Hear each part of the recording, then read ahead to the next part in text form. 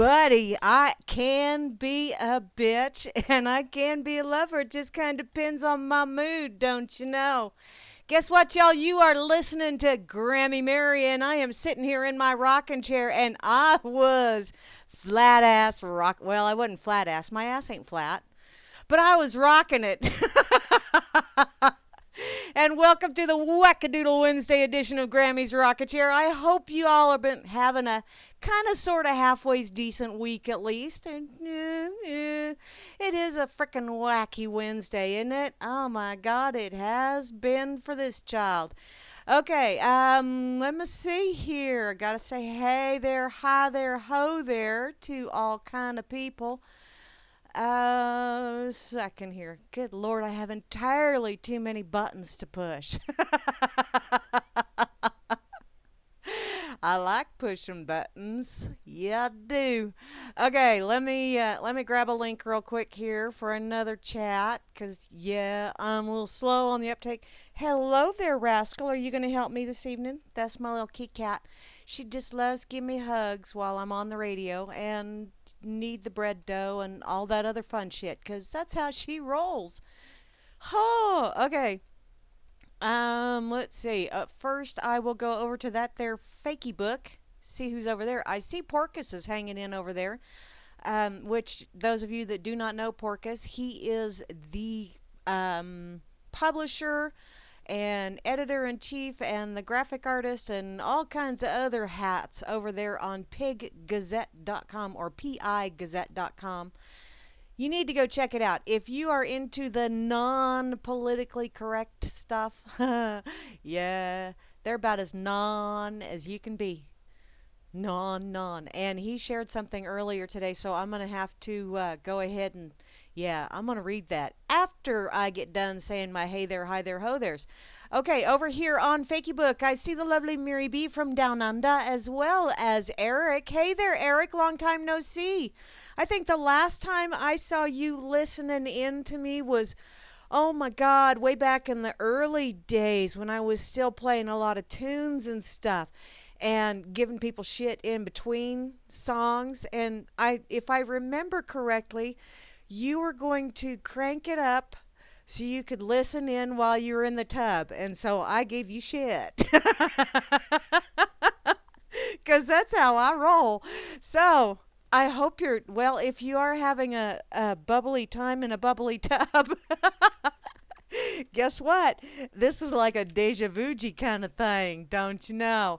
Okay, let's go see who's over on that effing site that Grimmy and Bo Diddy got going. Thank you, Grimner, ever so much for sharing me over there. I truly do appreciate it. Let's see. Grimmy is over here as well as the lovely Mary B. And yours truly, well, okay, physically. I'm here. I am not going to cop to being here mentally because, whew, last time I was with you guys, which was actually Saturday morning with Flash-A-Rooney Head, you know, things kind of, well, I'll get there in a minute. So, you know me, squirrel. Okay, over here in the RLM, the chat room, where most of the people loiter and hang out and give me static, and I give them static right back. That's right, Grimmy, Porkus and Beans. Only it's Porkus and Hambo. So, yeah. Gotta throw some beans in there. I wonder if maybe that's Hambo's lovely bride that is, the beans over there, because yeah, she's a gas. I tell you what, she's an awesome lady. Yeah, I know all three of them, so not that I'm throwing names, but I'm throwing names. Okay, over here in the RLM, yes dear. Oh, that is right, lose more brain cells now.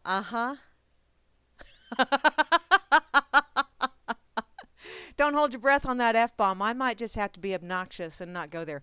Okay, or I probably will, because, you know, it's the Wednesday before Thanksgiving, before Turkey Day, before the day when it is official for you to give thanks for things, as opposed to, like every day being thankful that, hey, you woke up, number one, and number two, you are able to get your ass out of bed all by your lonesome. There's a lot of people who can't do that in this world. So, hey, be thankful every day.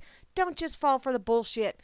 And you know what? I'm going to put this out there before I say hey to everybody in the RLM land, because I think most of you will agree with me on this one. Black Friday sucks ass. And I really, really, really wish and hope that it turns out to be a bomb. Because I would really, this shit of stores opening at noon on Thanksgiving, what the fuck? There you go, 9 minutes in. There's first F-bomb. That's just such total bullshit. Come on, people, do we have to be that damn crazy about the commercialization? Do we really? What the hell happened to holidays being, family time? Ugh. Yeah. Oh, go buy, buy, buy. You need that next big thing. Ooh, I just gotta have it. I'm gonna punch someone out so I can get the last 20 that they have in stock. Fuckheads! Jeez, oh Pete. That's the problem with the world these days. People value things over people. That's the problem. Need to turn that shit around. Hey, Moosey. Yay, Moosey agrees with me. Okay. Just a sec. I gotta watch several tonight. Gobble, gobble, gobble. Oh, gobble, gobble, gobble, gobble, gobble. There you go. I don't know. Hey, and Cyber Monday sucks ass too, because Mondays suck to start with. But having a frickin' Cyber Monday, bite me. Not real hard though, okay? Because I bruise easily anymore. I'm an old person. Okay, over here in the RLM, where all these lovely people are giving me all kind of shit. Let's see. Right there up top is my missionary man. Hey there, Asmo. You know what, sweetheart? It's don't you think it's time that, you kind of opt for another position? Just saying.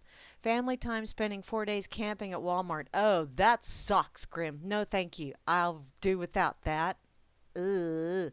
Okay. Also, I see Barman is over here in the RLM, who is the most splendiferous bot in the whole wide world. Why? Because I said so. That's why. At least in my world, he is. The lovely Beth Z is over here. Hey there, Beth. How you doing, sweetheart? I hope you had an absolutely awesome day. And, yeah, she sent me something the other day, and I don't know where I put it.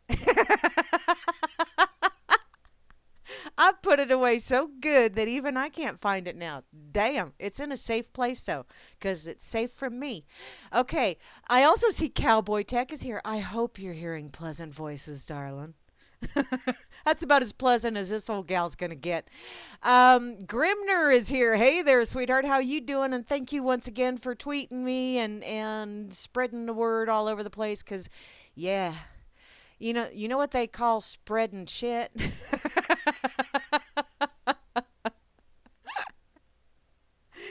Yes. Oh, it's a great deceptive. Yes, it is, sweetheart. It is a very great. Yeah. Okay, where's I at? I'm lost. I'm confused. Oh my God. Oh yeah, don't forget, get that 70-inch TV. Really, rot your brain bigger.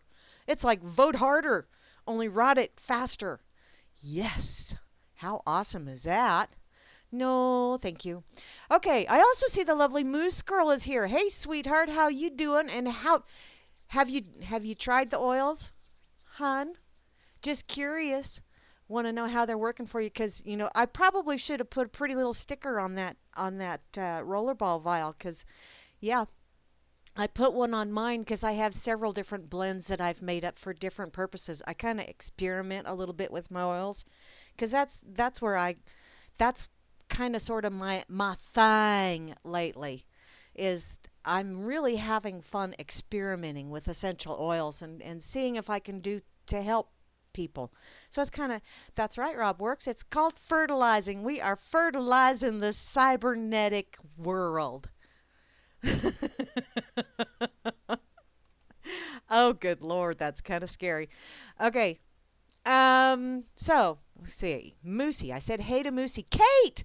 I see Kate, and you know what? Kate was totally kicking ass the other day on that trivia game. Some bitch. You know what, girlfriend? I'm kind of like a dinosaur sometimes when it comes to that shit. You know, getting the connection from the brain to the fingers and then getting the fingers to actually not stutter fuck all over the keyboard. You know, sometimes that's a challenge in and of itself. Yeah, F-bombs are going to just be, there's going to be a plethora of them this evening, I feel. Oh, well, sweetie, just, okay. You and I, we'll talk later, okay? We can do that. Yeah, because see, once they absorb into your skin, it starts helping. So if you wish to apply them directly where you're having problems, that's probably the best way. Okay, back to saying hey there, hi there. Trust no one is here. He's a very untrusting individual. We'll just kind of move along from that. Atomic Punk is also in the room, as well as Beetle. How you doing, Beetle? Apostle, women and oils. That's right, Apostle. And they're smelly good oils, too. Oh, Lord, it's gonna be one of those nights, let me tell you. I don't know why you guys put up with me. I still haven't figured that shit out. Okay, moving along. Any wrestling? No, that's for the Jello, sweetheart. The wrestling is Jello. Okay. Moving along. Chalcedony is here, as well as a double dipping of Chloe. So hey there, lady, how you doing? Twice the fun going on here. IB Doncy Work is logged in, but I think IB Doncy is out for a while. I'm thinking that he's going visiting, I think is what it is. Okay. Java Doctor 2 is here. Hey there, sweetheart. How is little Lily doing? I hope she's doing awesome. You tell him, Moosey. Straighten his ass out. Oils and Twister. Oh, that does sound like fun. Not real fun when you're playing solo, but what the hell. Moving along. That sounded like a whine, didn't it? Do I need to get some cheese and crackers to go along with that shit? Holy crap. Okay, Rob Works is here, and I saw that he already started with the bubbler. Truly do appreciate that, hon. Apostle is here, and Apostle is apparently having all kinds of mental images going on. And hey, I'm happy for you, hon.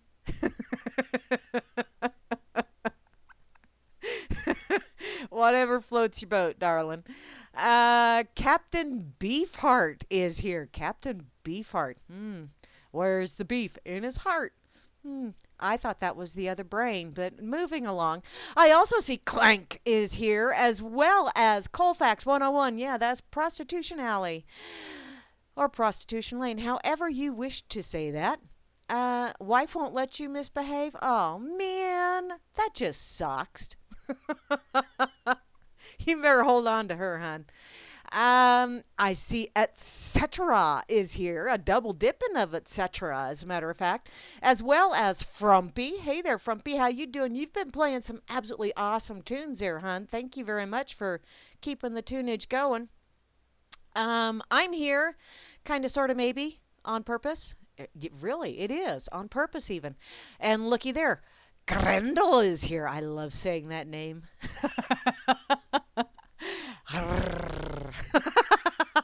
Hi, Grendel. I also see Jehovah is here, as well as Juana Taco. You know what, sweetheart? Nobody took me up on my offer earlier today. I had a spare breakfast burrito, but nobody took me up on the offer, so that's what I had for supper before coming on the radio tonight. So I have no rumblies in the tumbly. Yay! Bonus round. I also see Jukesy Loops is here. Hey there. How you doing this evening, sweetheart? And looky there, Kazoo is here, as well as KD Troxel. KD, long time no see, sweetie. The lovely Mary B from Down Under is here. Hey there, woman. How you doing? Oh, you have to go grocery shopping? I hate that, Moosey. I really do. Because me and grocery shopping, because it doesn't make a shit. Of course, I've learned. I put my list on my phone. Because if I don't put my list on my phone, I leave it on my kitchen counter. It's just the way it works. It's one of those, it's like a natural law thing. You make a grocery list, if you write it down, you got to leave the damn thing on the kitchen counter or the kitchen table. It's just the way the rules work. So yeah, I put it on my phone, and then as I pick up things, then I delete them out of there. So that's how I've saved a lot of money that way. Okay, I also see pawn sauces here, as well as to round out the crew. Oh, I feel a hiccup. I hate when that happens. RLM 51905. So let's see, 1020. RLM 2, because I reduced that down. No, I did not take Common Core math when I was in school, because when I was in school, which was way back just after they quit using the stone tablets and the chisel, we had Big Chief notebooks. How old am I? Old enough to know better and young enough to not give a shit. How's that sound? Yeah. Hi there, everyone. So are you having a whacked out day? I hope you are. My last, well, it's been what, 5 days? Oh, etc. has left. Ah. Okay. Well, since Saturday, I've had kind of one of those, be back in a bit. Okay, Moosey, we'll keep the home fires burning and try not to burn the place down. Don't let me play with matches. I get in trouble when I do that. I'm kind of a pyro, don't you know? Which is why it's a really, really good thing that I have a burn pit at my place, so that, you know, when I feel the urge, I can go out there and burn shit. Yeah, although the wind doesn't always cooperate with me. Hey there, Bubs. I see you chiming in over here. How you doing, sweetheart? Oh, and before I get started too far into this, happy birthday, Sissy Poo Loop-de-Loo. I hope you had an absolutely amazing day. I know your honey bun is off at work, but happy birthday, sweetheart. And you get the hat this year, don't you? Oh my, that's a family thing. You turn 50 and you get the hat. And those of us that have gone before have signed it. Starting to be quite a few signatures on that hat from my family. So, of course, there's quite a few of us in my family. There's 10 of us. So, yeah, and Loop-de-Loo's on the bottom end. There's only 2 more after her. So, yeah. I hope the hat fits well. And I really do. I hope you had an amazing day, and I hope your daughters treated you absolutely awesome, because they should, because if they don't, well, Uncle Mary will show up and I will drop kick them through the goalposts of life, because that's kind of the way I roll, and they know it too. Of course, you know, they also know that all I have to do is turn tunage on. I'm up there dancing with them, acting a fool, and then the next day I'm going, some bitch, I feel old. Whee! Yeah, youngins bring that out of me. I just start acting like a goofball. Oh, wait, no, I do that all the time anyway. Never mind. Okay. In any case, How I Spent My Time Away from You by Grammy Mary. Okay, Saturday I did Dork Table. And then I did an awful lot of knitting, and I didn't get one project finished last night because, well, you know, interruptions and shit happens, and so I will finish one project up tonight and probably start another one as soon as I get done on the radio. But My daughter, my youngest daughter, was sharing something over on Facebook, and she was expecting everyone to, post 3 pictures of themselves, which I hate selfies. I truly do. Number one, I'm usually the one that's behind the camera. And number two, I really don't think I photograph all that well. So, but that's my personal opinion. In any case, it had been, this was like Sunday evening, so it had been a rather long and busy weekend by the time Sunday evening rolled around.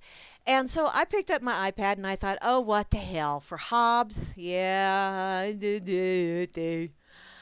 I picked up my iPad and I turned the camera on and I took one look and I went, no, no, no, ain't going there. No. Never mind that it had been a long weekend and I was very tired.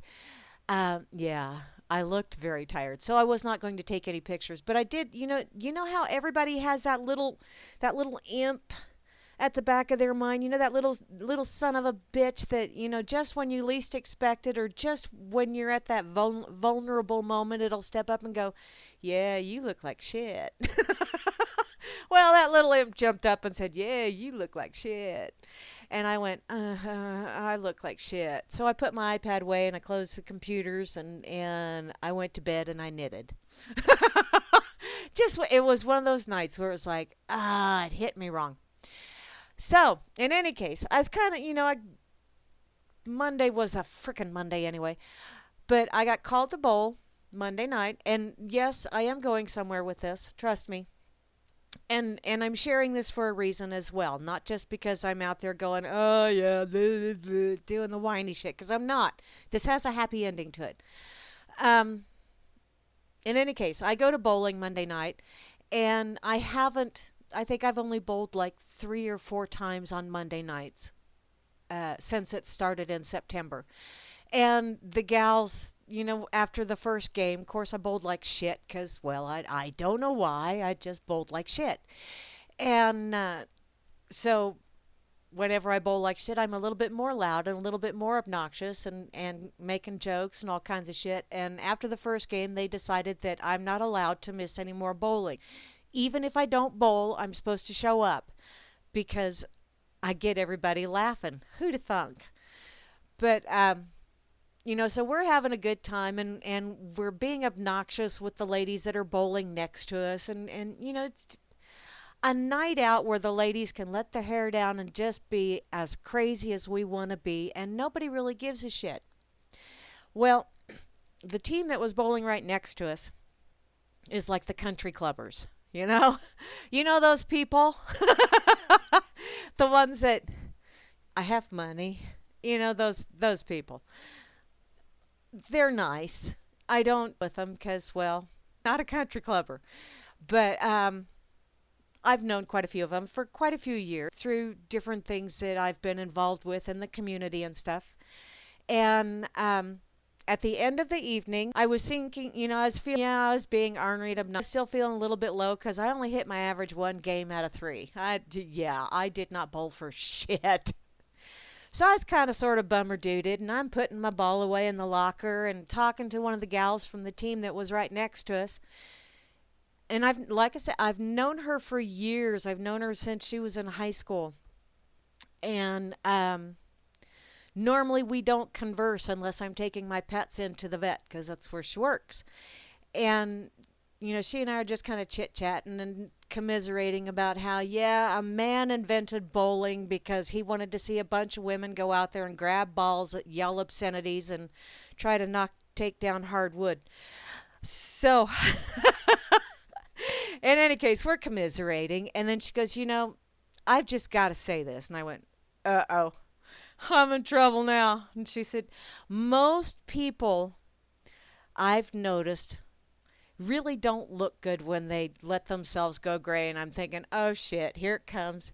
Yeah, I felt old and tired last night. Here it comes. And she goes, but you know what? I just love your hair. And most people can't do long gray hair, and you just do it so, your hair is just amazing. And then she grabbed my hair and she goes, and it's so soft. And she goes, "Oh my God, you look amazing." And I'm like, holy shit. Holy shit. I was not expecting that. Not at all. I mean, we were bitching because we'd had a suck ass night. And then here this showed up. And the point I'm making here, it's a long ways around to it, but the point I'm making here is it's amazing how the most unexpected places, how easily the ego can either be boosted or bruised. And I've noticed lately a few things, especially with all this shit going on in the CLAP, the corporate lame ass propaganda system, that there's an awful lot of people out there that have bruised egos right now because either the election didn't go their way or what have you. But there's an awful lot of people walking around with either bruised egos or boosted egos. And sometimes those egos are a little bit too boosted because they're trying to pull off shit that they shouldn't be pulling off. One of those, just because you can do a thing doesn't mean you should do a thing. That kind of stuff. And sometimes that comes out of bruised egos as well. There's a verbal tete-a-tete here or what have you, and then next thing you know, oh hey, you know what? I actually have power over a certain individual, so I think I'm going to make their life difficult for a while. Simply because an ego got bruised. And it's kind of sad. When people kind of hold on to that shit, and I got to admit, I do it myself. Honestly, I do. But I try not to. I really, really try not to lash out at people, especially not in the heat of the moment, or especially not while I'm still feeling that grudge gnawing away at me. I really try not to lash out too bad. Now, I'm not saying y'all have to, but that whole count to 10 thing, that really does work. And maybe sometimes you need to count to 10,000. But we really, really, really, if we have, some kind of control over a situation, and I know, I had that moment last week at work. And I had on my little Miss Pissy Pants, and yeah. But, just because you have your pissy pants on doesn't mean you have to be an obnoxious ass. Sometimes you just have to rise above those pissy pants. Sometimes you need to just go take them depends off and put you on a clean pair. And move on. So, just wanted to put that out there that, please be kind. Make sure that your words are tender and sweet, because tomorrow you may have to eat them. And, if you do put out some tough or salty words, I hope you like chewy and salty. I do occasionally. Sometimes I crave chewy and salty, and sometimes I can be tough and salty. And you got to be that way sometimes. It's called tough love. So, getting that out there to all y'all. If you have the ability to be an obnoxious twit, just because you can doesn't necessarily mean you should. And if an opportunity arises and you think as though you need to boost someone, if you think maybe someone needs just a little prodding, a little propping up, do it. If you see a stranger on the street that you like what they're wearing or something, you would be amazed. Putting a smile on someone's face, that is all the thanks you need. I tell you what, today, got to share this one as well. Today at work, had a young mom come in. She had just came from the vet with her 2 dogs, and a check engine light came on her vehicle. She had her 2 dogs and her little 3-year-old daughter. Absolutely adorable child. God, she's a gorgeous little thing, little sweetheart. And mom was all worried because she had like a 40-mile drive to get home because, well, out here in the boonies, sometimes you have that, especially if you live on a farm. And so she was somewhat concerned. So, between waiting for someone from service to come up and talk with her and being concerned about her dogs and stuff, her daughter looked over, and I have a table set up on the showroom floor that has some Legos on it for kids to play with, and a bunch of those really big, like the 3 foot tall coloring books. And I have some crayons over there. That way, the little ones can be entertained, so mom and dad aren't quite so frazzled because their kids are going, "I'm bored, I'm bored." They've got something to do. So I steer the little one over to the table, and she's looking at the Legos and she's looking at the coloring books, and she sees one of the Wizard of Oz, and she goes, "Mommy!" And her mom looked down and went, "Oh my God, it's the Wizard of Oz."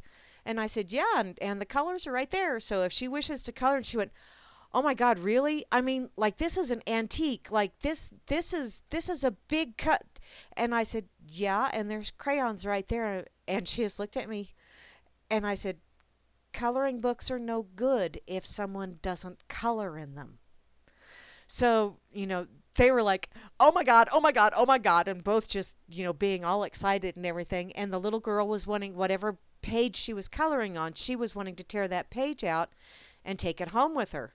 And I just looked at her, and I looked at her mommy, and I said, "Is it okay if I just send that home with you?" And I swear to God, I thought the mom was going to cry, which, I know that feeling because that was kind of the feeling that I had after Sarah said that to me on Monday night at bowling.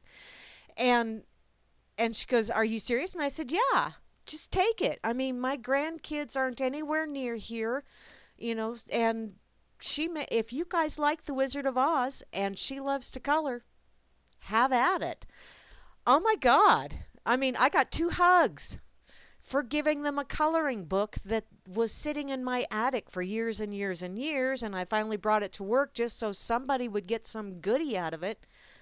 I got 2 hugs out of it. So it's like bonus round. So see, you can be an obnoxious and ruin someone else's day and go, "Yeah, I flexed my muscles and I ruined someone's day." Or you can be ever so pleasant, ever so giving, and not even really have to put yourself out. Just smile or say hi or pay someone a compliment or give them something that you're no longer using that they would treasure. One man's trash is another man's treasure, and I'm not saying this was trash, but oh my God, the way that little girl's face lit up, just hearing that she could take that coloring book is like, oh Lord, that made my day. And it really did. That just those eyes lighting up and that big smile, and then, well, I got a hug. And yeah, Grammy, I love hugs. So, yeah, it was absolutely awesome. So, yeah, be careful out there when you're interacting with people and make some kind decisions when you're doing that. It'll make the world a whole lot better place. And isn't that what we all want anyway? Is to make the world a little bit better place? Okay, now that I'm done doing that, um, I am going to go to what Porcus shared. These are some there he entitled it "There Ought to Be a Law," but I think these fit into the natural law category or Murphy's Law. Well, no, they're not really Murphy's Law. I think they're more of a natural law kind of thing. Number 1 is the law of mechanical repair. After your hands have become coated with grease, your nose will begin to itch and you'll have to pee. Okay, I don't normally turn wrenches. Now, occasionally I have. I do at home. I work on my lawnmower, and some other small maintenance stuff like that. When it comes to the bigger shit, I call my friends because I know when I'm in too deep. But I'm not above turning a wrench myself, and I've actually done that at work as well. Going back and helping the techs when they need a third hand or whatever, doing something. I'll cinch something up or what have you, or hold a wire in place so that they can. And no, I haven't gotten my hair curled yet from that, but you know, nothing wrong with. But it never fails. It never fails. Just when you get good and gucky, that's when your nose itches and you have to pee. It just works that way. So yes, that is a natural law. Number 2, the law of gravity. Any tool, nut, bolt, screw, when dropped, will roll to the least accessible corner.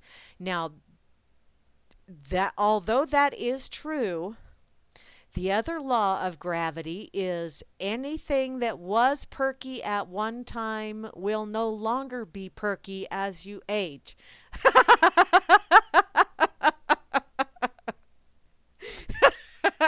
I said throw that out there. Ow, some gun. I just smacked my finger. Okay, number 3, the law of probability. The probability of being watched is directly proportional to the stupidity of your act.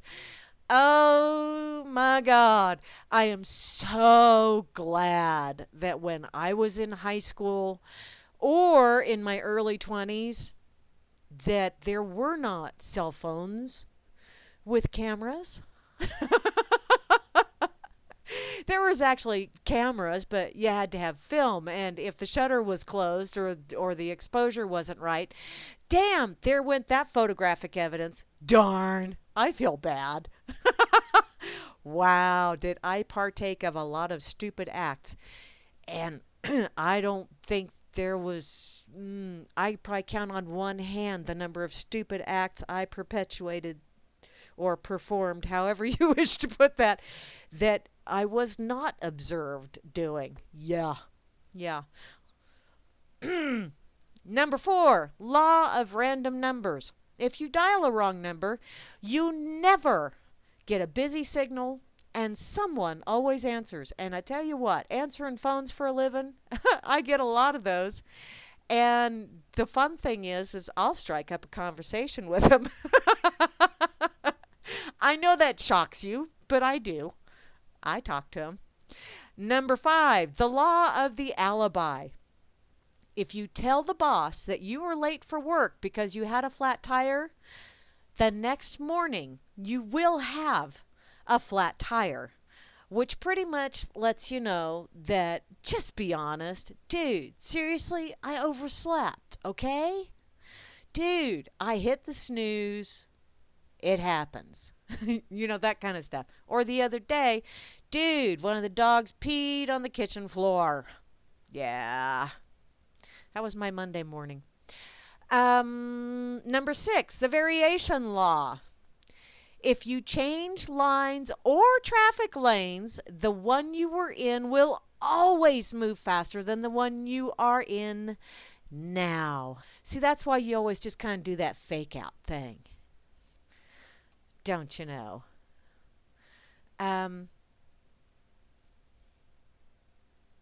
Oh, okay. I will ask them that. I will have to write that down. Oh, hiccup. Ow, how did that happen? Oh.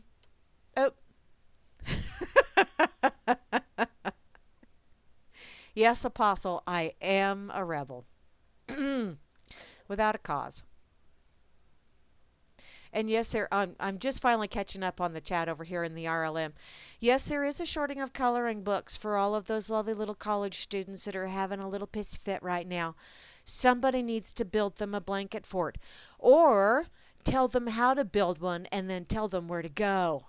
Hey, what a novel idea. Actually, it's a short story, but I will print off color pages for them.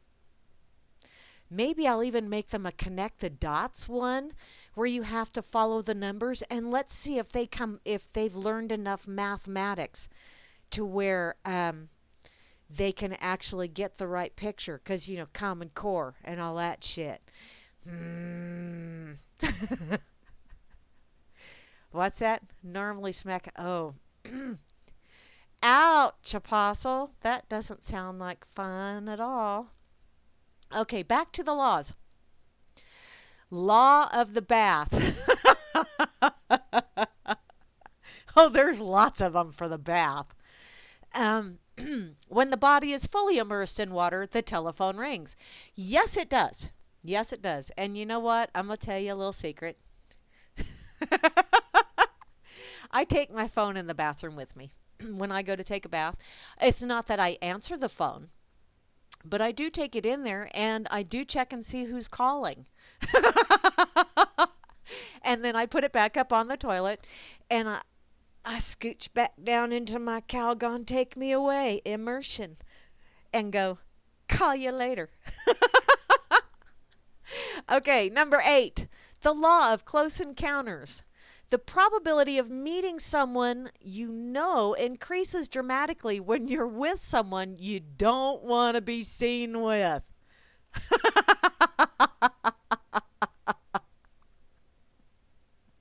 Botched? What's that?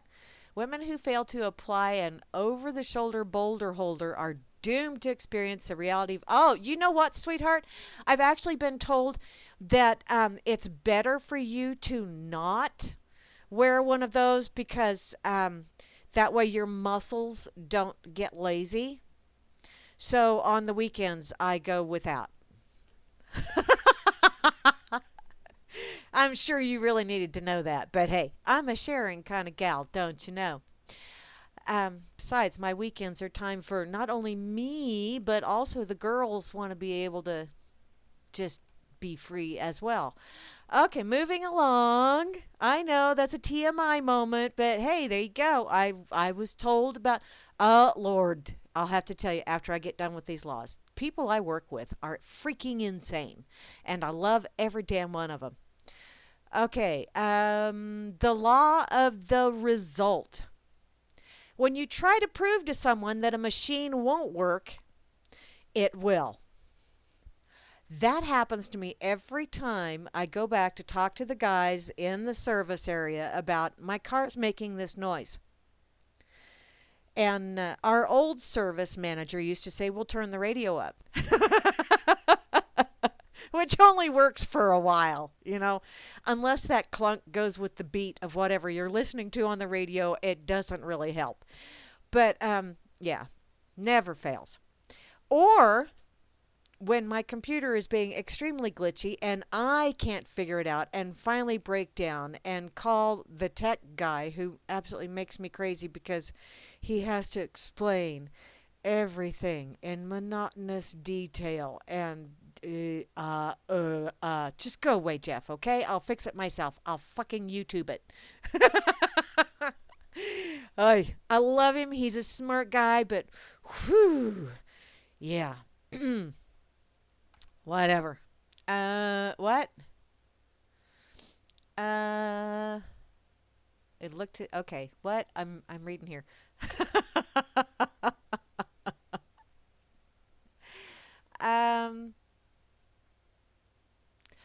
Um, actually, no. Well, sock, it depends on how endowed people are as to whether it's a good thing to wear during sleep. So, just saying. Um, I don't. Oh yeah, TMI again. There you go. Now y'all are going to be thinking about some crazy old lady with long gray hair. You're welcome. Okay. Just and I in case you're wondering just exactly how old, cuz yeah, how old? I am so freaking old. I was a Grammy in my mid 40s. So, there you go. Okay, who clickered me? Somebody clickered me. I got clickered. And I forgot to turn off my sounds. Okay. Clicker, clicker. I got a clicker. What? Okay. Back to. Let me see what's going on here. Okay. Yes.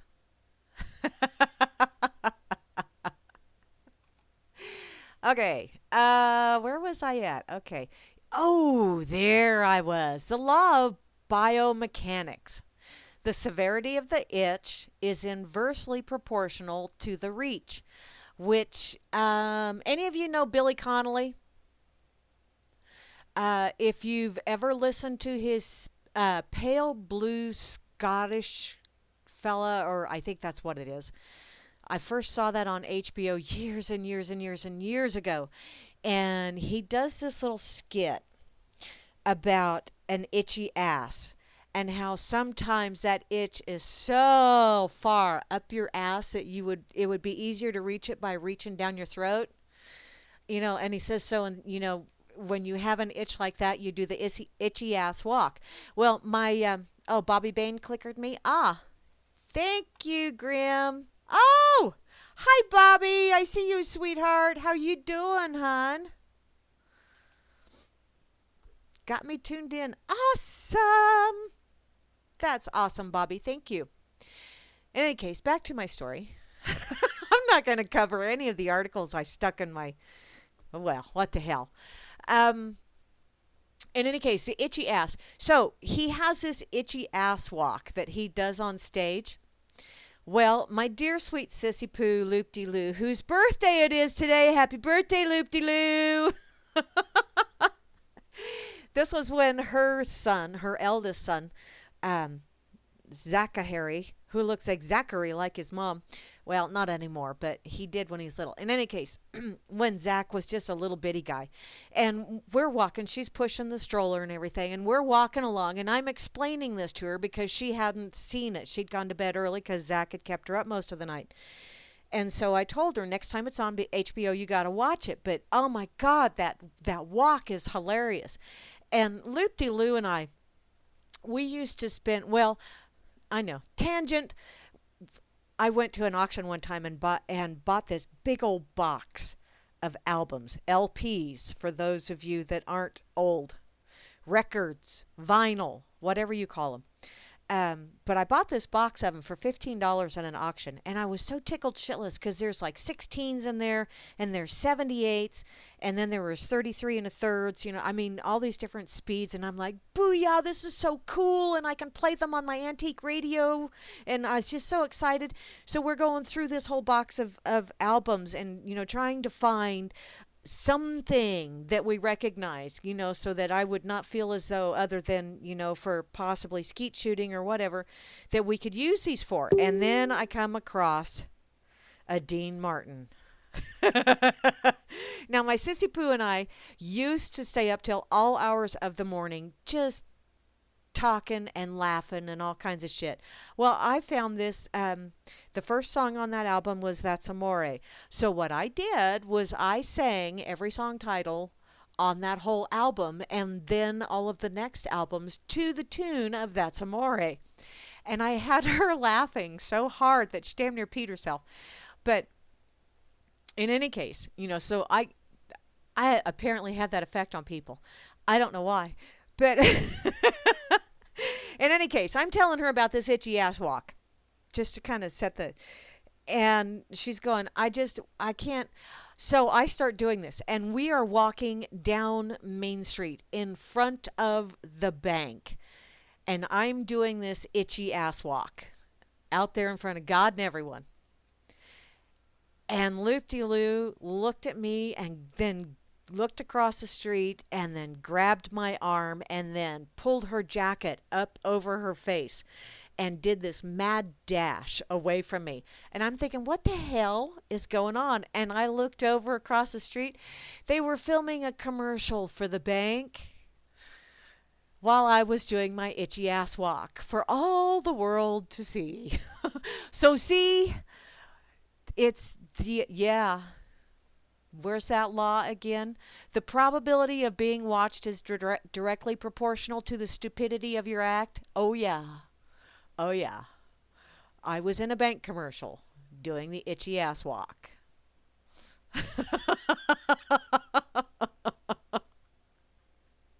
You're pretty close, Kazoo. Okay. So back to this list. Wow. Whew, squirrel. Okay, number 11. Let's move along, shall we?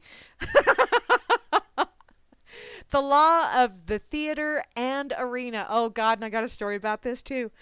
Wow, this is going to be one of those whack-a-doodle Wednesdays. Wacka, wacka, wacka, wacka. Okay. At any event, the people whose seats are furthest from the aisle always arrive last. They are the ones who will leave their seats several times to go for food, beer, or the toilet, and or who knows what. And they always leave early, before the end of the program or the game is over. And the folks in the aisle seats, they come early. Never move once. Have long, gangly legs or big bellies, and stay to the bitter end of the performance. The aisle people also are very surly folk. Now, oh, my family is just, I could probably keep you entertained just telling stories about my family. Bet my family would probably shoot me in the face with a bazooka if I did that.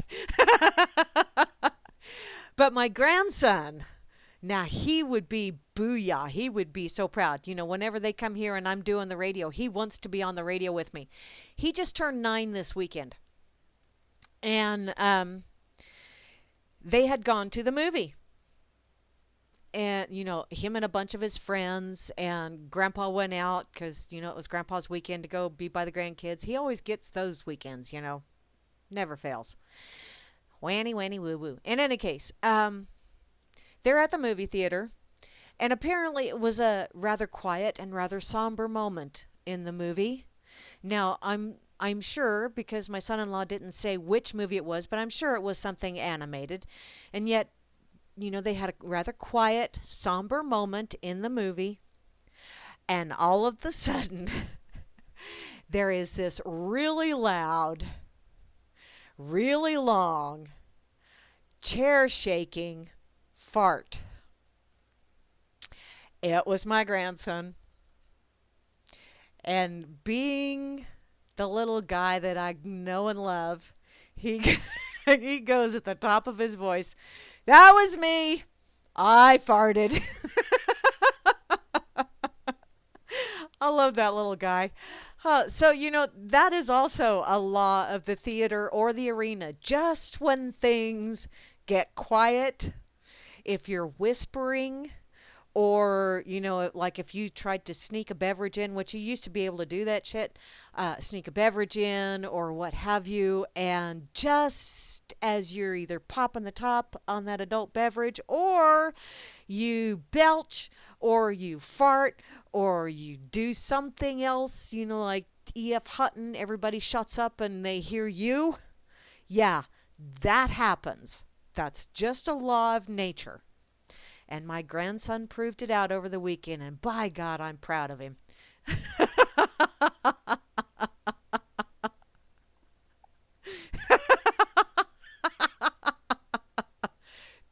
Ko-zoo, thank you, honey.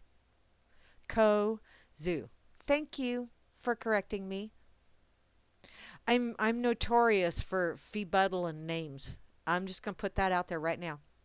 Okay, yes. Someone didn't wait for you. Abductees.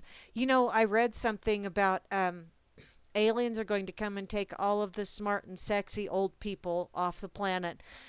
My bag's already packed. I'm still waiting.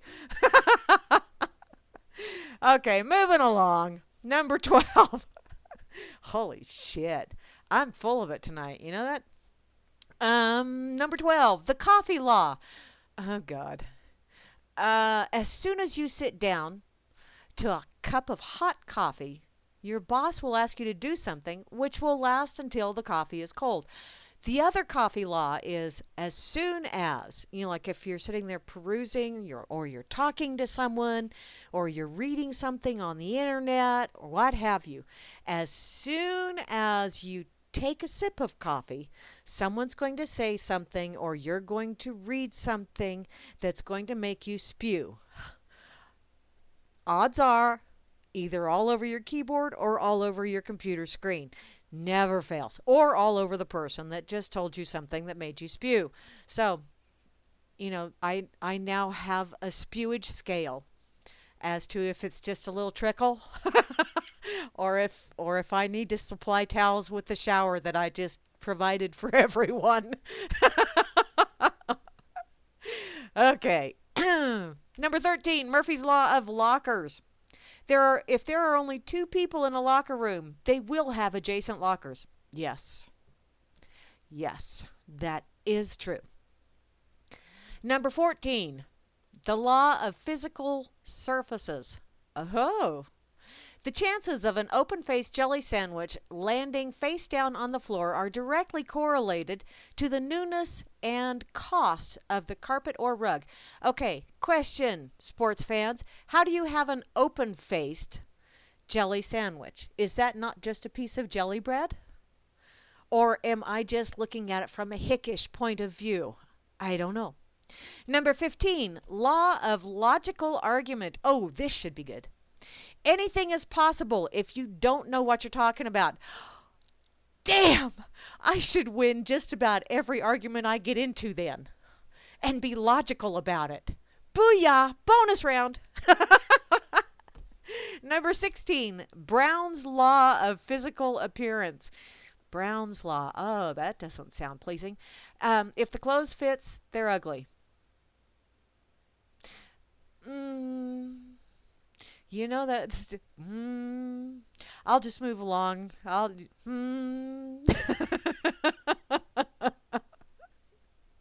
apparently am a popular size because I have a hell of a time finding anything that fits. It's like, damn it, they don't have anything in my size. Shit. Number 17, Oliver's Law of Public Speaking. A closed mouth gathers no feet, which explains perfectly why I am consistently the winner of the Foot and Mouth Award. Damn! Why didn't someone give me that memo? Probably because I wouldn't have read it anyway. Moving along. Number 18, Wilson's Law of Commercial Marketing Strategy. As soon as you find a product that you really like, they will stop making it. Oh, God, yes. Oh, I will go to the store and I will buy something and I'll think, oh, this is a really good price. And I'm talking article of clothing wise because, oh, really good price. And wow, it fits perfect. And should I get it in another color as well? Nah, I'll wait till next paycheck and I'll come back and there's no more left. None. And do you think you can get them again? No. Not even on Amazon. Totally screwed. Should have bought it right then and there. But no, I was being practical. Some bitch. Okay. And finally, looks like number 19 is the finally. Although oh my God, there's more stuff there. What, Vinny? How's the gas? How's the gas holding? Hon, I'm clenching.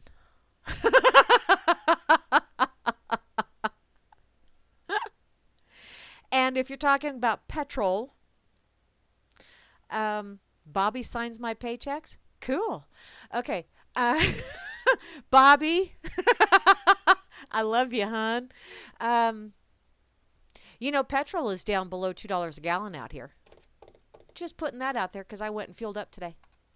Okay, number 19 of the natural laws.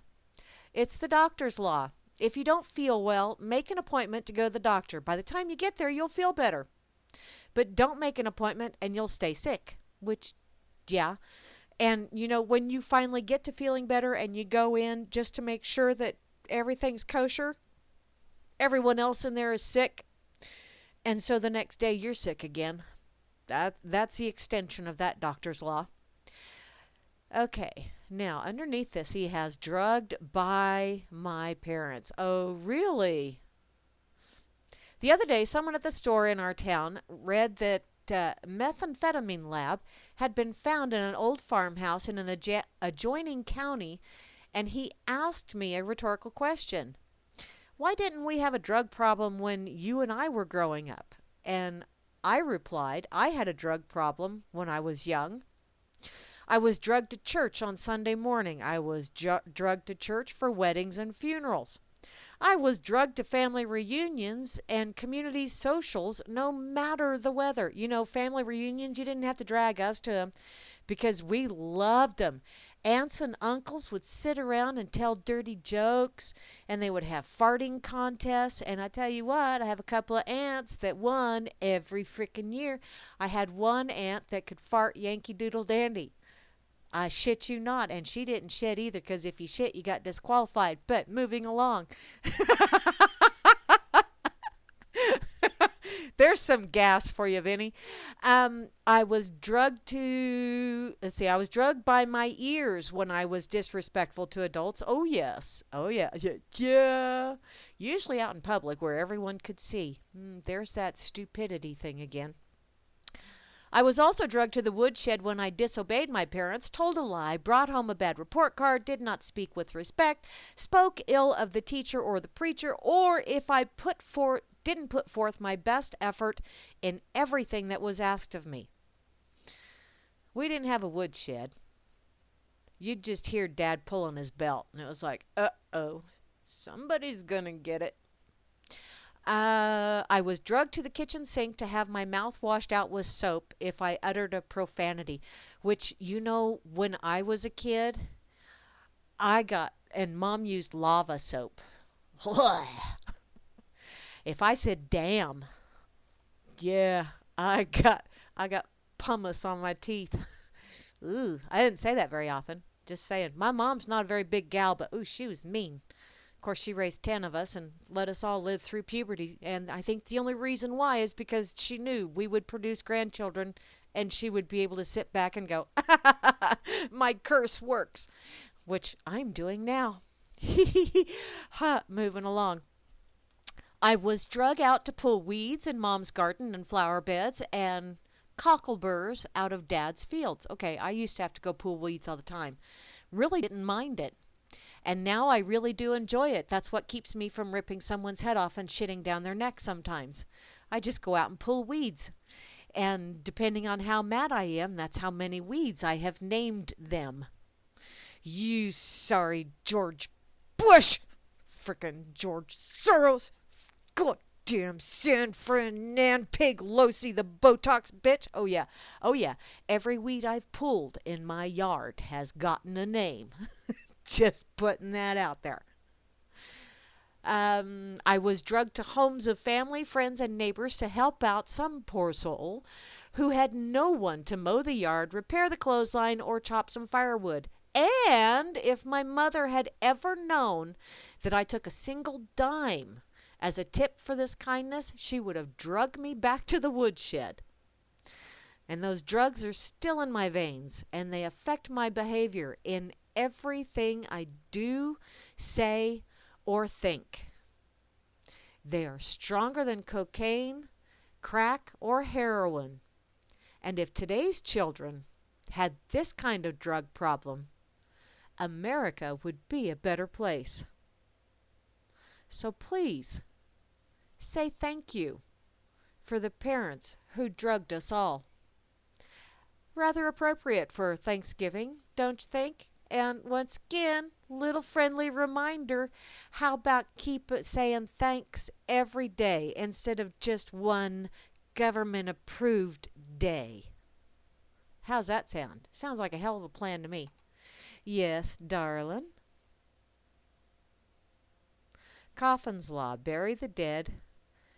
They they stink up the place.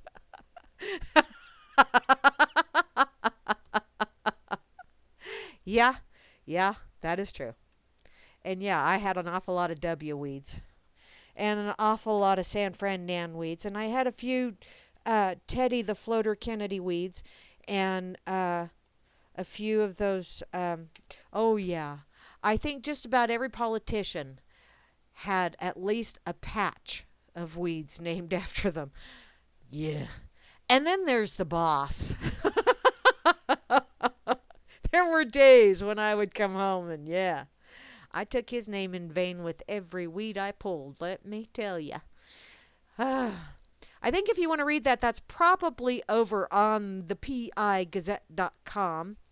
That was actually Hambo's little contribution to his Facebook wall, but thank you, or not Hambo, Porcus.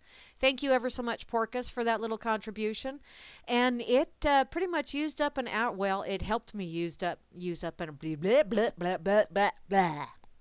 That too. Helped me use up almost an hour. Okay. Hi, Sandro. And Drew. Hi there, Drew. Da, da, da, da, da, la, la, la, la, la, la. I know, you're just loving this, aren't you? Okay, let me see. Where was I at? I think, therefore I am. Or maybe I am, and therefore I thought I should try and think, and somebody thought better of that. Okay. What's that? Mom fucked up? Oh.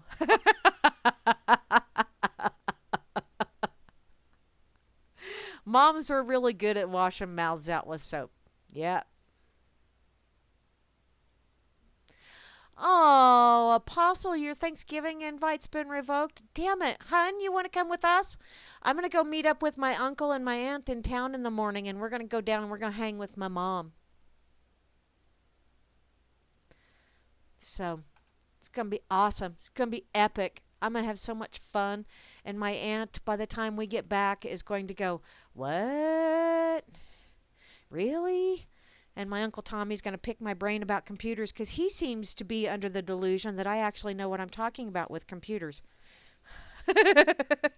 Boy, do I have him fooled. Okay, I helped him with his cell phone a few times.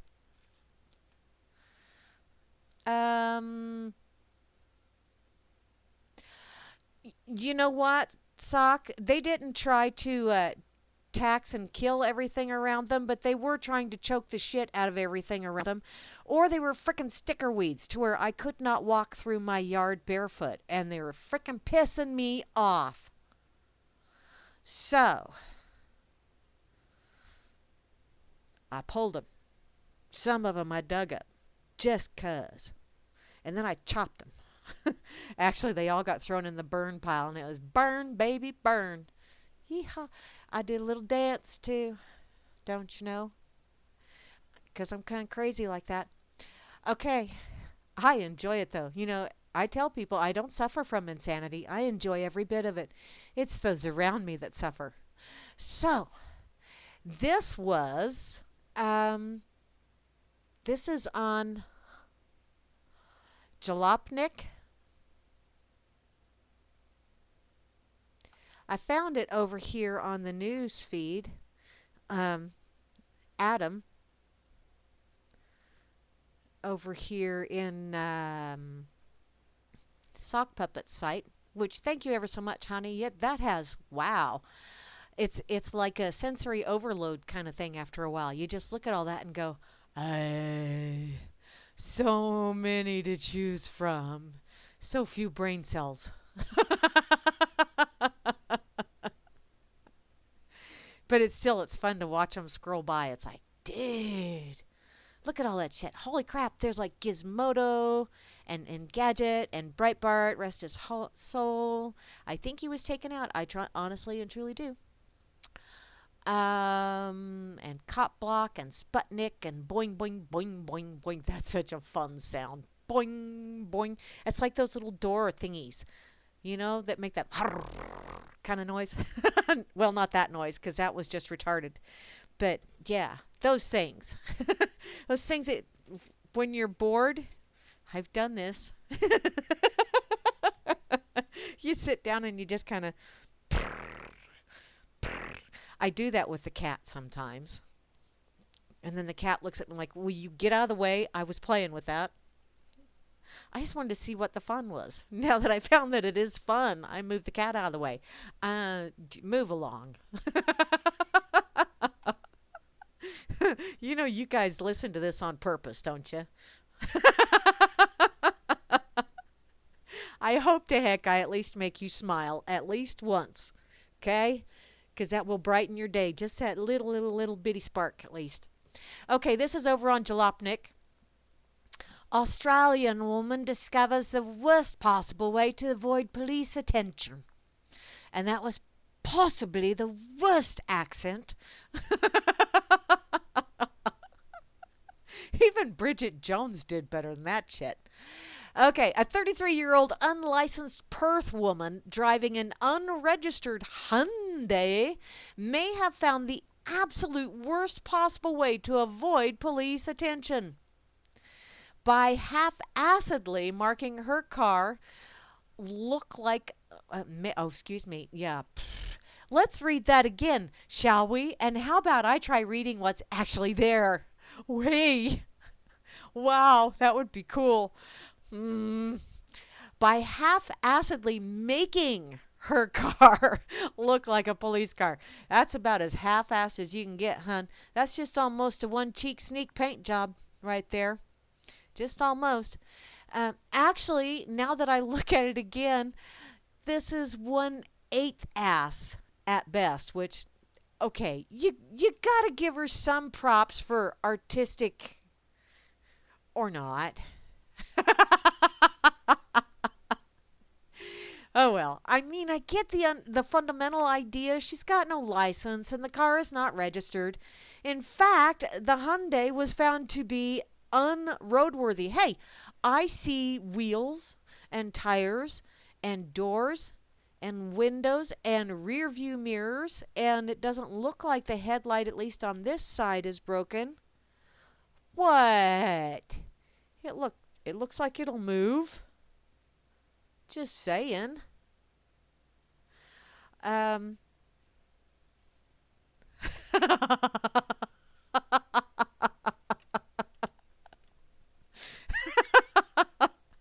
Okay.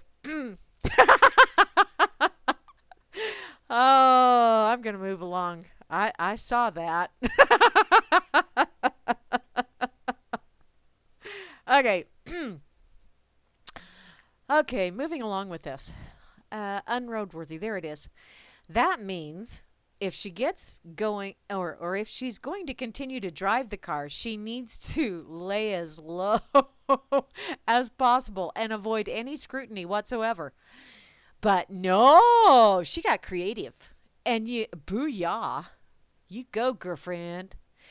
You'd think a white Hyundai would be unremarkable enough, but this woman overthought the problem.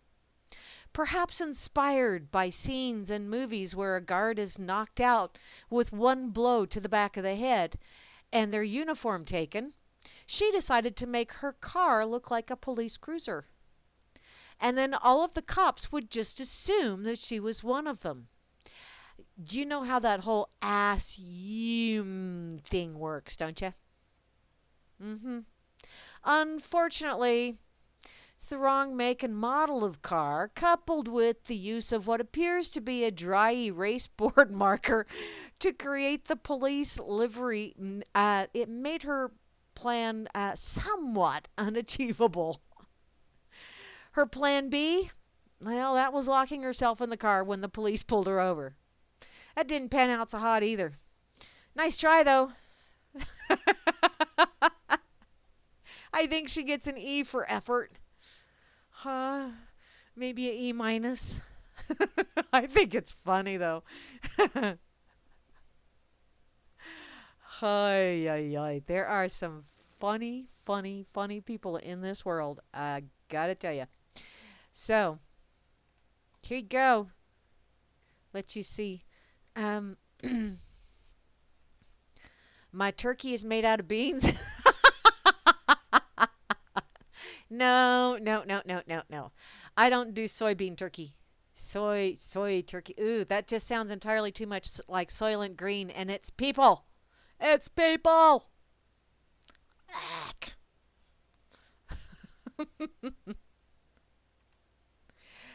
Yes.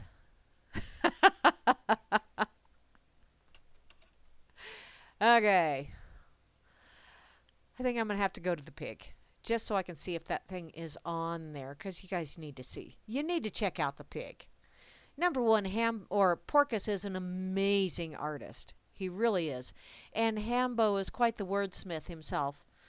Um, oh, yeah, it is on the front page. It's under the today's tasty tidbits. And you know what? Seeing as how it is the day before Turkey Day, gobble, gobble, gobble, um, I am going. That was just really pathetic, wasn't it? It sounded pathetic in my head.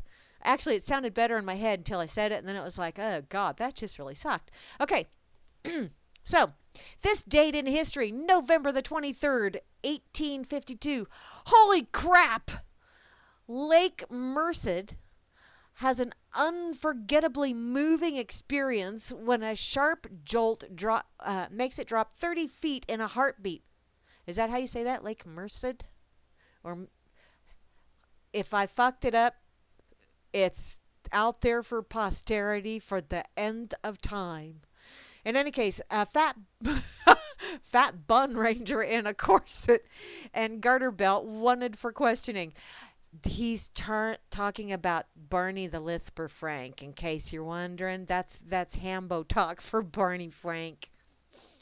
Okay, this date in history, November the 23rd, 1921. President Harding gives brewski lovers no reason to be thankful when he signs a bill banning doctors from prescribing beer or liquor for medicinal purposes. You know, now I'm going to have to go down and look in my old books. I think the X took that one. I had an encyclopedia. It was a medical encyclopedia that had all kinds of remedies, and the copyright date in it was, I think, 1872. Oh my God, you would not believe the shit they put in.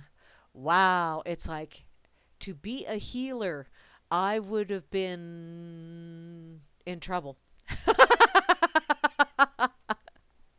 Or maybe not. You know, I don't even, I mean, I'll do the puff puff pass cybernetic and all that fun shit, but that stuff puts me to sleep. So, unless I'm having a really hard time going to sleep, I don't even do alcohol that much anymore. It just don't. One drink and I'm like, okay, it's bedtime now. Okay, moving along. This date in history, November the 23rd, 1963. A British science fiction classic begins its decades-long run when Doctor Who debuts in England. Call me names if you must, but Doctor rocks my world. He also has Elvis Presley on there, but I'm not real sure what Elvis Presley has to do with that, unless that was an Elvis Presley quote. But I do kind of like Doctor Who. Although I'm actually more partial to The Hitchhiker's Guide to the Galaxy, but And then there's Benny Hill, and then Monty Python. I just absolutely love British humor. I really do. And Mrs. Brown's Sons, is that the name of it? Oh my God, the bikini wax. That is so freaking hilarious. Oh my God.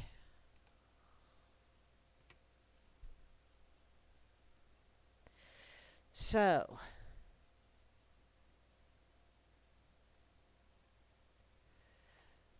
moving along. I got some notifications here. Let me check this out.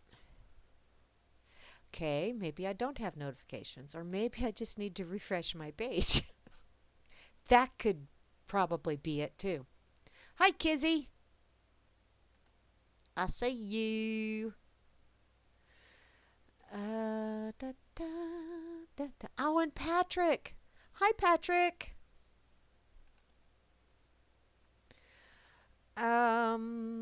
Yes, what's going on over here on the RLM? I'm going to go put... Oh, is Atrax here? Hi, Demon Atrax. I see you, finally. A little slow, but yeah. I see you. What else? $200,000 fine. Oh. Thank you for reminding me of that. Thank you ever so much. That is something I have in my pocket that I wanted to get to this evening because it is a Whack-A-Doodle Wednesday and this is just fucking whacked.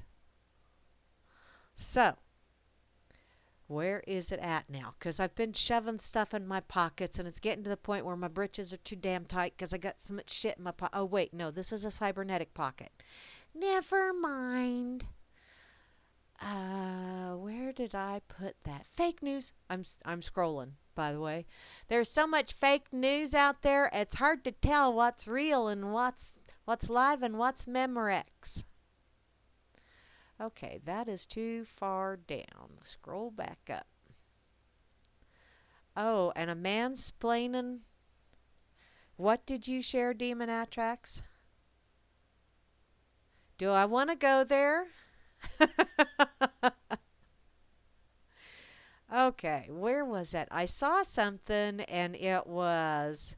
There it is. There it was. There it was. I found it.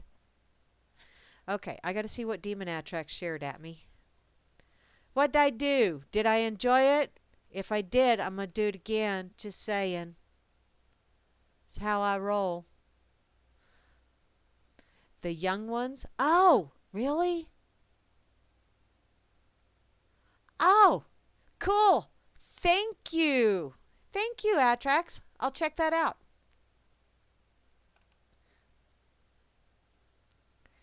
Okay, back to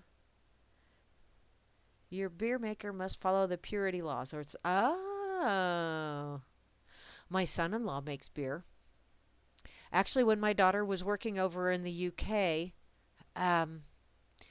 he could not get a work visa. She had her work visa, but he was there under a guest visa or whatever.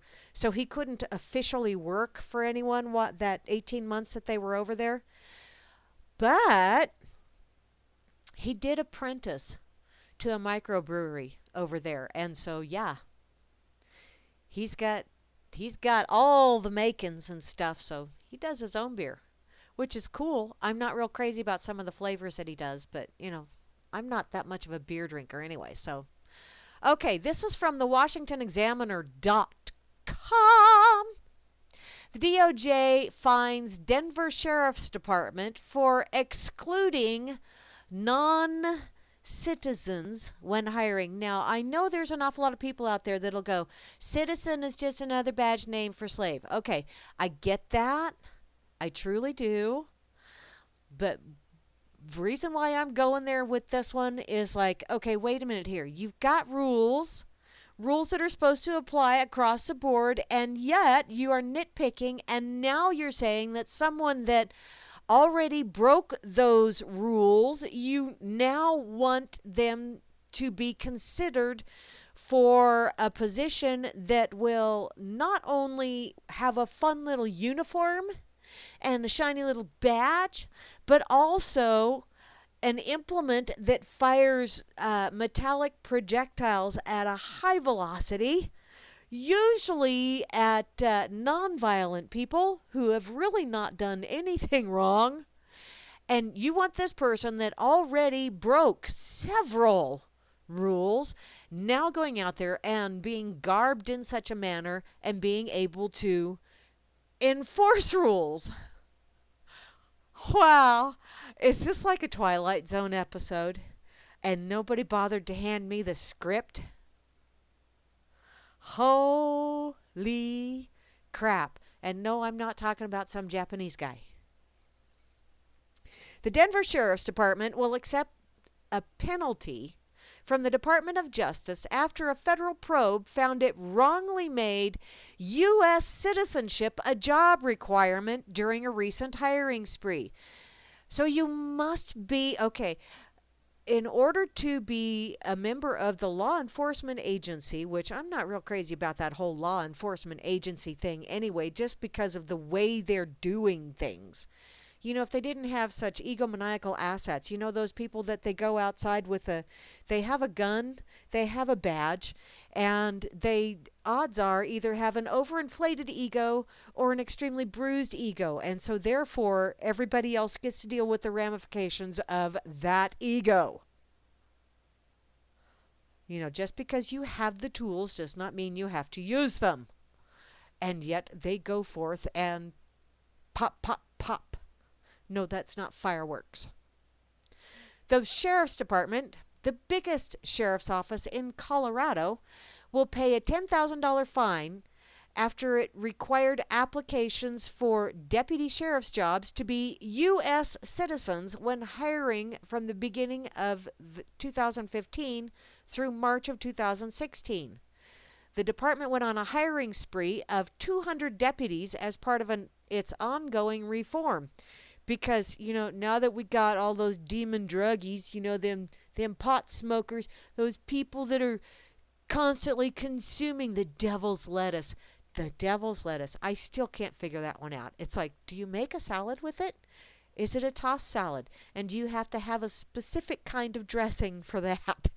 The devil's lettuce. Alrighty. I could see the demon weed, but the devil... Alrighty.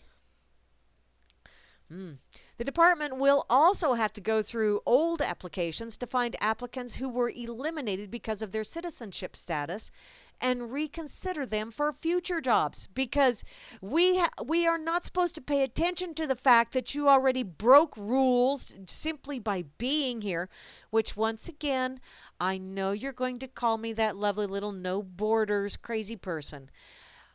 I think that imaginary borders are just that, imaginary. But if you are going to have rules and regulations that are attached to that imaginary border, then by God, they need to be applied evenly across the board to everyone. If you're not going to do that, then not only eliminate the rule, but eliminate the imaginary border. Period. If you can't do it across the board, everybody gets treated the same, then throw it away and come up with something where everyone does get treated the same. That's my take on that. For those that wish to call me one of those no border tinfoil hatter whatevers, which yes, I do have a few tinfoil hats. I actually have multiple colors because I got out my magic markers, and I have a different color for every day of the week. Thank you very little. So, moving along. The Justice Department made the announcement on Monday saying that Sheriff's Department violated the Immigration and Nationality Act without having an exemption. So apparently you have to file an exemption, which, I'm still going back to all this whole constitutional shit, because if you're going to make me live under this constitutional shit, then goddammit read the damn thing. And you live by it too, assholes. I thought there were laws and then there are acts, and the two were not the same thing. An act is a part of a play. I know, I'm going to have all of the word Nazis come jump out at me as well. I know how that shit works. I play with words as well, hun. I call bullshit on this. As part of the settlement with the federal government, the Denver Sheriff's Department will also have to train its human resources staff on the Immigration and Nationality Act's anti-discrimination provisions. It will also review its policies to make sure that they are in compliance with those provisions. So, not only are we going to fine your sorry ass, which is basically extortion, which is what they're very good at. The government is very good at extorting people. But now they're going to make you go through sensitivity training, because it's discriminatory when we say it is. And if we don't say it's discriminatory, then it's not. And we're not going to give you any cue cards to let you know which is which until after we slap you with a fine. Am I getting pissy enough for you? Buckle up, Buttercup. Eliminating this unlawful citizenship requirement. Seriously? This will help ensure that the Denver Sheriff Department hires the best and most qualified individuals to protect and serve. I just about choked when I first read that. To protect and serve. Wasn't it the Supreme Court that says that they don't have any constitutional obligation to serve or protect? In other words, they're just there collecting a paycheck. And, well, I have a gun and I don't want it to rust up, so I got to use it at least once a day. The entire community will benefit from these reforms, said Principal Deputy Assistant Attorney General Vanita Gupta. All right, Vanita Gupta. She's also the head of the DOJ's Civil Rights Division. The Denver Sheriff's Department is a different entity than the Denver Police Department, which received more than $130,000 from the DOJ last year for its police body-worn camera program. So, you play with the devil, you dance with the devil, and guess what happens with your dance card? It gets filled. And if you do not wear latex gloves when you dance with the devil, you'll get some kind of icky disease that it will seep through your skin and rot your soul and your brain.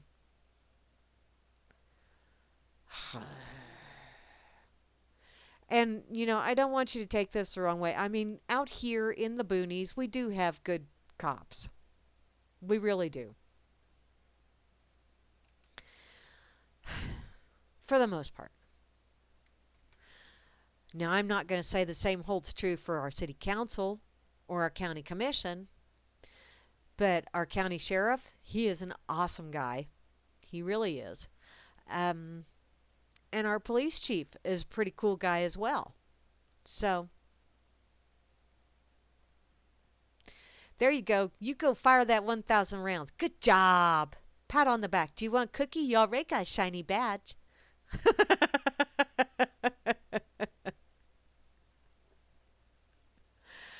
Okay, let's see.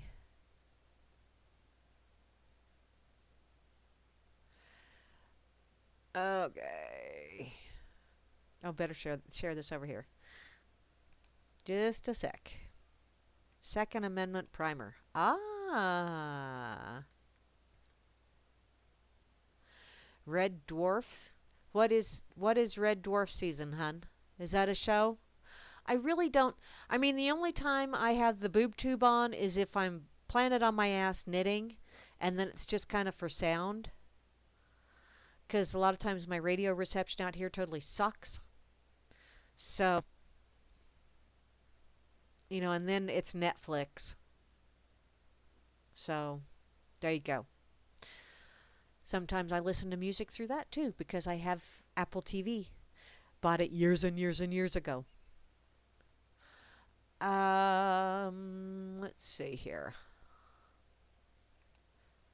What else do I have in my pocket?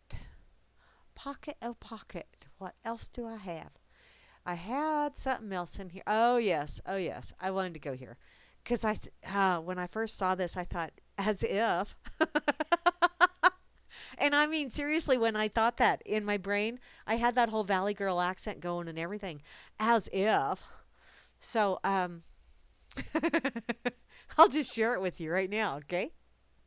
So, this is from cnsnews.com. Apparently, the designer who dressed Michelle Obama refuses to dress Melania, is that how you say that? Melania Trump. Oh, it's a British comedy sci-fi. Oh, I like sci-fi and I like comedy. Cool. I might have to check that out. Is it on Netflix? Because if it's not on Netflix, because if I have to sit at my computer and watch it, because anything that's going on my computer, it's something that I can get up and trundle around and do chores and listen. So, in any case, moving along. Number one. I don't know that I would want anyone that dressed Michelle dressing me, just for the simple fact that, she helped her. Ew. Besides the fact that, gunny sack when it comes to Halloween and shit, yeah, that works. I mean, I've dressed up in some very unusual costumes at times for Halloween, but some of the things I've seen Michelle wear, whoo. And my children tell me I stepped off the fashion train. Alrighty then.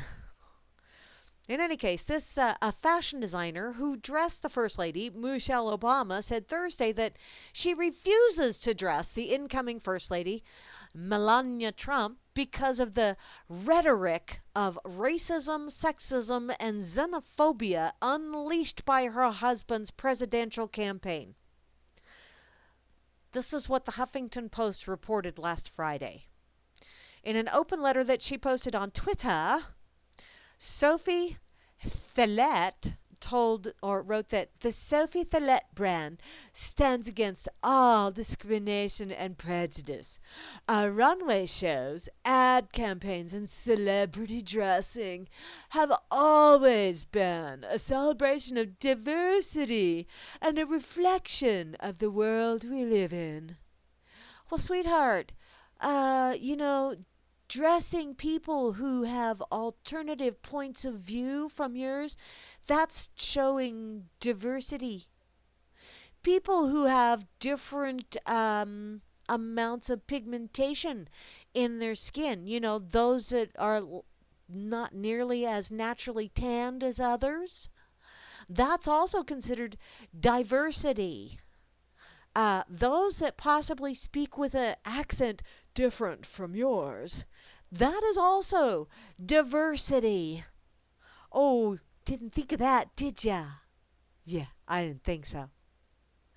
Thelette said that while it is not wise to get involved in public or in politics, since her company is family-owned, her bottom line is not just about money.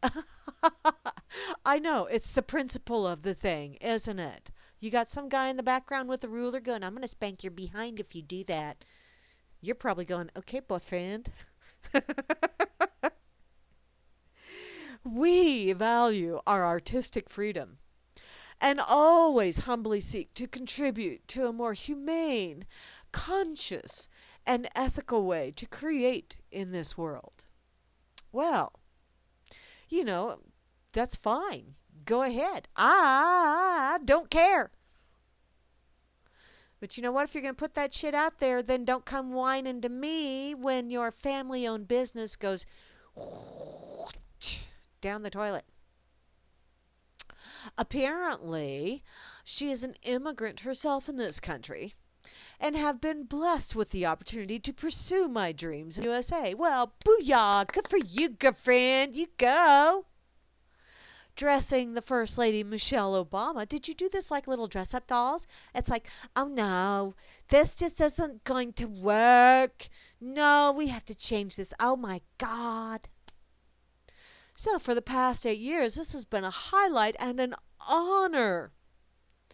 She's contributed to having our name recognized and respected worldwide. If it comforts you to think that way, sweetheart, you just go right ahead. Hey, it's your thoughts, not mine. Ms. Obama values, actions, and grace have always resonated deeply within me. Once again, I'm happy for you. As one who celebrates and strives for diversity. Your definition: individual freedom and respect for all lifestyles. I will not participate in dressing or associating in any way with the next First Lady. You know what, sweetheart? I'm thinking the next First Lady is probably going, as if I was going to ask you. I mean, that's just, my thoughts.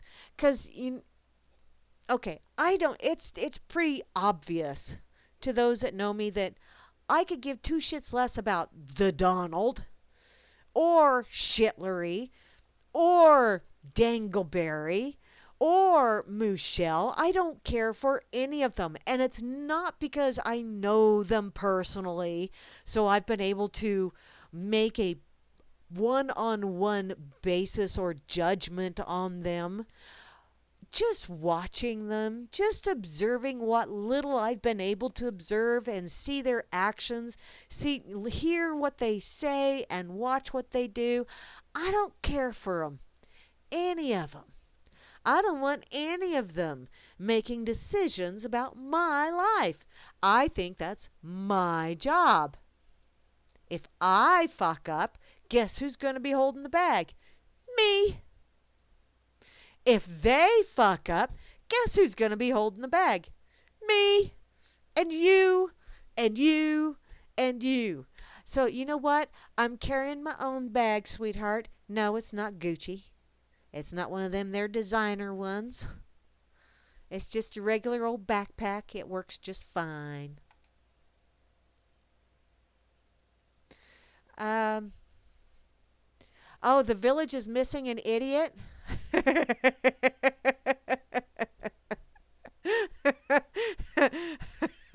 Oh, I really think she's the brains of the operation. Just putting that out there. Kind of like I think Shitlery is the brains of that operation as well. So yeah. Um, do white men excel at basketball? I don't know. I don't care. And oh wait, I do have on pink underwear. Oh, sorry. TMI. Uh-oh. Apostle's wife is home. Do I have to behave myself now, Apostle? Tough shit. Ain't gonna happen. I just got to share this love because, sometimes you just got to share the love. And, there's a lot of people out there that don't understand why in the hell I go to these places because I learn things. Sometimes it's not necessarily what the person I'm learning from would be happy knowing that I learned from them, but, I still learn. And a lot of it is, whoa, I'm just going to stay away from you. You scare me, and I don't mean in a I'm terrified kind of way. In a wow, I'm impressed. You can still, whoo, you can function on your own. Well, not really, but hey. Okay, I got 15 minutes left. Damn, this has just flown by. And I just went and clicked on my Fakey book because I see I have some notices over here. And Cece, honey, would you please do something with that picture? Because I'm sorry, but that pineapple upside down cake, I wasn't hungry until I saw that picture. But no, Cece just had to post that. I see how you are. Damn it. Yes, dear.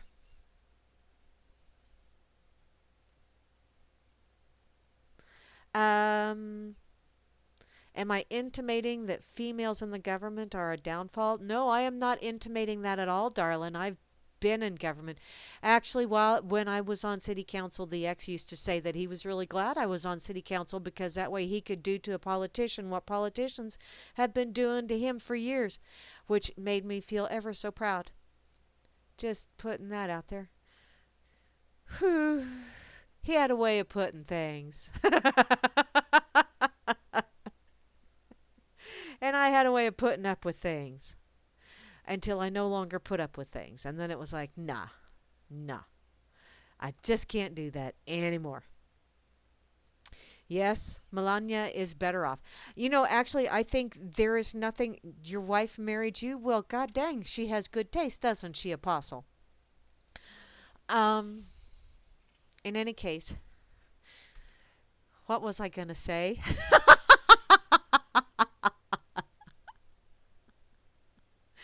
Okay, yeah, that's two women that I define. But you know what? There's an awful lot of women out there that I think would be absolutely amazing in government. But the really, really kind of oxymoronic or paradoxical, or I'm not really sure what term I want to use for that. It's just it's kind of it's a sucky deal that the ones that would be very good in government, the ones that would not be egomaniacal asshats that are always going out there and wanting, you must do it this way or it's the highway and I'm going to throw you in a deep dark dungeon and forget about you. That kind of shit. The ones that won't do that want nothing to do with government.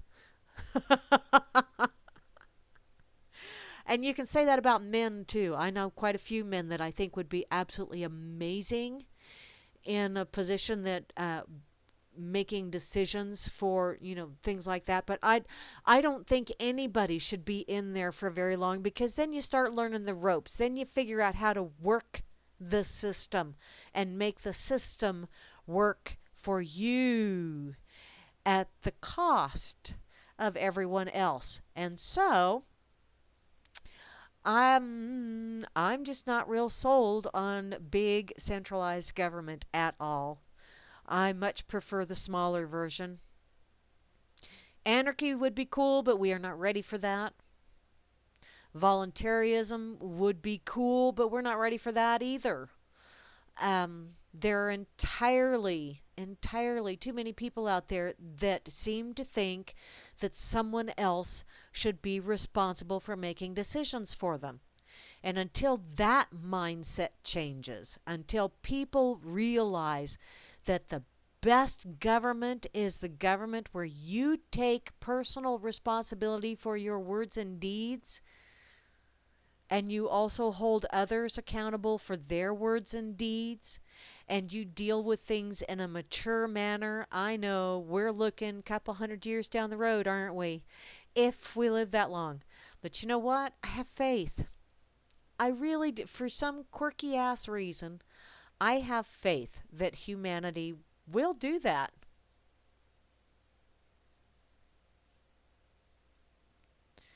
At least two women that would be good at government. Well, I thought I was pretty good at government. They wanted me to run again for city council, and I said no, and they did a write-in campaign, and I damn near got it. And I've had a lot of people tell me I need to run for, and I don't. I threw my hat in the ring for county commission because I didn't want him to run unopposed. And I was really, really glad that I didn't get it, because now I can be an obnoxious citizen. You know that whole thing where they say you're a citizen, which makes you a slave? There's mouthy ones too. And I will be that lovely little citizen that goes in and goes, "Excuse me, that's my money you're spending. That's my money you're wasting." I've done it before. I'll do it again. Um, Let me see. I could probably name quite a few women that are not well known. Just people that I know personally, um, that I would trust with something like that, just because I know their character. I used to, for years, I wrote my mom in for president, because I tell you what, she'd have been a kick-ass president. Frickin' people in Congress would have been toeing the line, I tell you what. Um, Define a world here in the States. Just in my little corner of the world, honey. Where anarchy is a prevailing method of governance. There really isn't one. Although, it's one of those lovely in principle things. It looks really good on paper. Communism looks really good on paper. Capitalism looks really good on paper. You can say that about all that shit. Looked really good on paper, but man, when I put it to action, oh, does it suck. Um, Out here, quite honestly, it is very voluntary. Out here, you'd be surprised. But, an awful lot of communities, smaller communities out in this neck of the woods, it is a very voluntary kind of. It's once you get away from the local that things start going to shit. When you get to the state level, that's pretty much when it starts circling the drain. When it's still on the county level, it's up close and personal, and you can go knock on their door and say hello. Or, of course, once again, that's out here in the boonies, where there's not an awful lot of population, and therefore the yeah, people know you when you run for office, and they know your parents. And yes, rule of self by self. Yeah, I rule myself, and I hold myself accountable for everything I do. And I don't go whining to anybody else when I fuck shit up. I don't. Okay, okay, Sock. Anarchy. I don't know. It really is. It's a cool concept. You know, it's one of those wonderful little things that yeah, over there with my unicorn farts and rainbows, it would be really cool.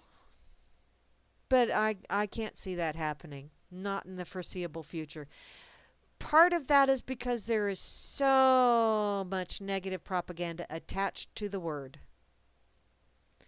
And so I don't think it will ever work. But voluntarism or volunteerism, take away that frickin' ism. Get rid of the damn ism. Because anytime you throw an ism on there, that's a groupthink mindset. And, you know, if things work on a voluntary basis where it's like, okay, I want to help out with that because I think that's a worthwhile thing to do. Cool beans. But once someone steps in and says, you're going to have to do that, it's no longer voluntary, is it? You know, when you got someone stepping in, myself included, that says, I think we should, kind of sort of takes away the voluntary, don't it? You know, when I start making people. So therefore, it's like, hey, you do whatever floats your boat, hon. And Sock Puppet's over in his chat, Chloe. Over in Corner Pocket.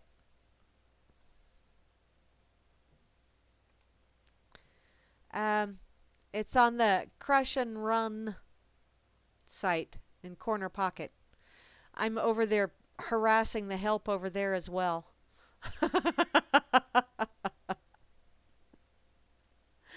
um, yeah, anarchy would work on a very, very, very, very, very limited scale, but it doesn't work on the macro. But you know, nothing works on the macro, as far as I'm concerned. And Grimmy, I know voluntarism is considered anarchy, but really, is it? Is it? I don't know. I don't know. Actually, from my perspective, I don't think it really is. But you know, that's just kind of my warped way of thinking. So, I see you, Chloe. Yes, dear. And yes, Vinny, anarchy is not an institution. It is a way of life. It's one of those things where,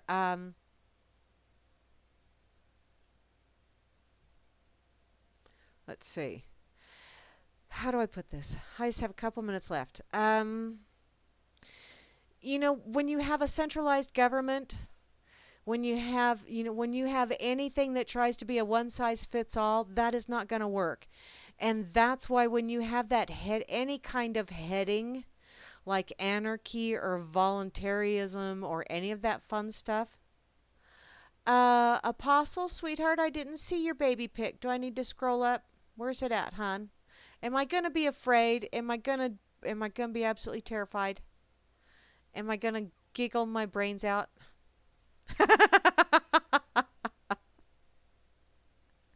I'm waiting for it to show up.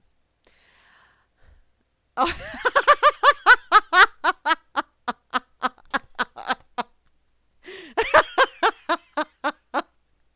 Oh, Jesus God.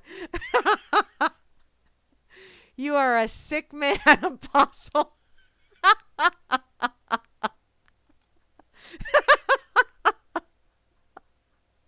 Ha. That's just wrong. That's just wrong. You know, wow. See, that's why I tell y'all don't take, you know, don't take me seriously cuz I'm just out here I'm just throwing shit out there and you know what? Tomorrow my opinion will probably change. Cuz you know, I just kind of the more input I get, I either go or I don't go. Um but you know, for now I will tell you how I live my life. How's that sound? If I wish to do something, I will do so. If I wish to help someone, I will help them. If I think someone is in need and I am able of helping them out, whether it be financially or in strong back, weak mind kind of stuff, I will do so. Right now, we have a system that is based on extortion. It's a bully pulpit. And I would love to see that go away, but with the current mindset of not just this country, but the world itself, I do see the mindset changing, but I don't see any real change in like doing away with centralized governments anytime for at least one generation, if not more. I just don't see it happening. I do see the possibilities, and those make me smile. But other than that, I live my life. I try not to fuck anybody over, you know, and I make sure that when I look at myself in the mirror in the morning, that I don't go, "You were an asshole yesterday." So that's all. That's what I ask of me, and that's pretty much what I ask of others. Please don't do something that the next morning you'll look in the mirror and go, "I was an asshole and I liked it." Not necessarily a cool way of living, but I ask that of you. I don't tell you to do it. I just ask it of you. So, I am out of time, everybody. I really, really, really appreciate y'all joining in with me. I am ever so thankful that so many of you come and listen in to this crazy old lady's ranting and raving and maniacal laughter. I truly, truly do appreciate each and every one of you. I hope you all have an amazing Thanksgiving. I know I'm going to with my mom and my aunt and uncle and possibly some other family. I'm not sure who else is going to be there. Please drive careful if you're going to be traveling. I will be back Friday for the Freaker Friday edition of Grammy's Rocket Chair, but at noon on Friday, or at least noon Central Time, which is, once again, the time that the cosmos goes by, because I said so, will be Vinny with some feedback. I will be on same batty time, same batty channel on Friday, closely followed by Atrax. I think you're going to be on. I'm going over already too. And then following him, I believe, will be Grimner and Moose Girl with the Freak